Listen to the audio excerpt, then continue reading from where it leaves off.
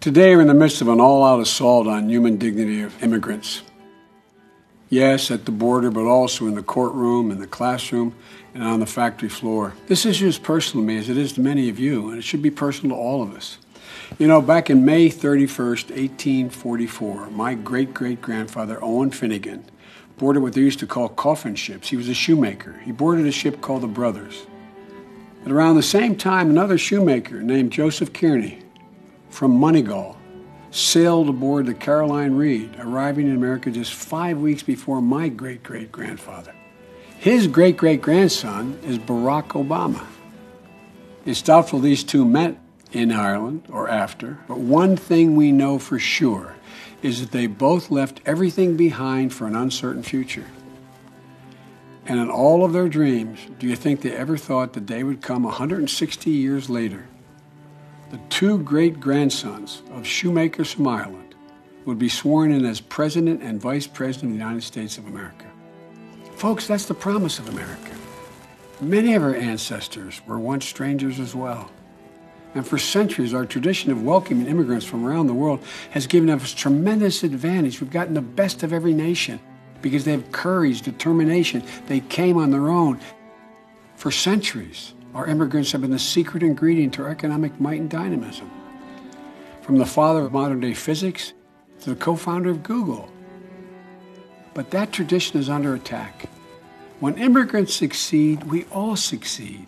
America succeeds. And we need to protect that promise and preserve that chance.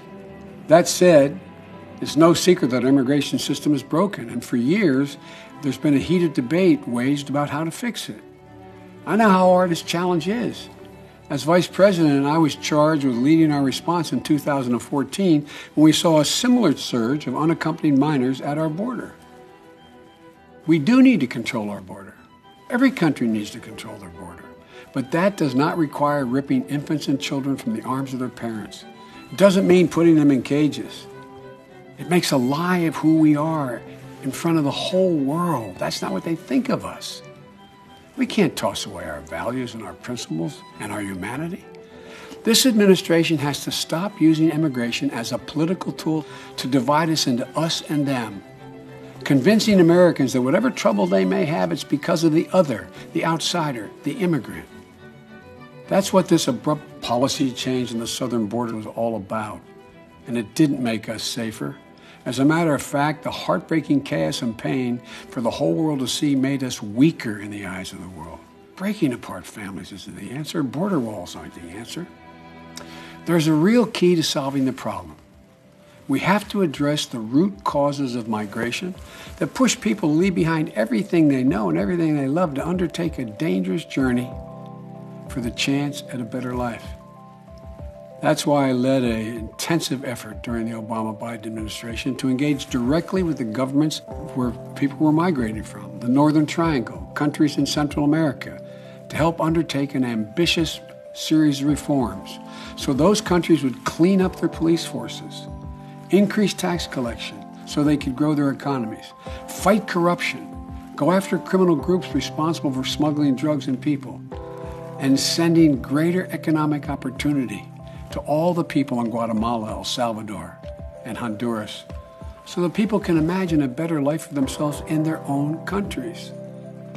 This effort received overwhelming bipartisan support from the leaders in the Senate and the House, Democrats and Republicans, providing millions of dollars to these three countries to keep their commitment to do the specific things that make their communities safer, more prosperous, and fight corruption.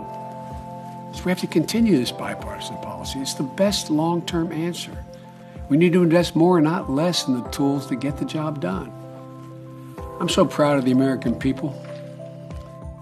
And I pray they continue to stand up, show up, and speak out when they see the wrongs occurring at our border. No one, not even the president, can change who we are as Americans and what we stand for, our core values, if we continue to stand united and unleash all the power that's in our hands. We must remind this administration of the core values that beat in the heart and the chest of every American. We've got to send the clearest possible signal to the rest of the world that America still represents the best of humanity. As Ronald Reagan said, the shining city on the hill, not the worst.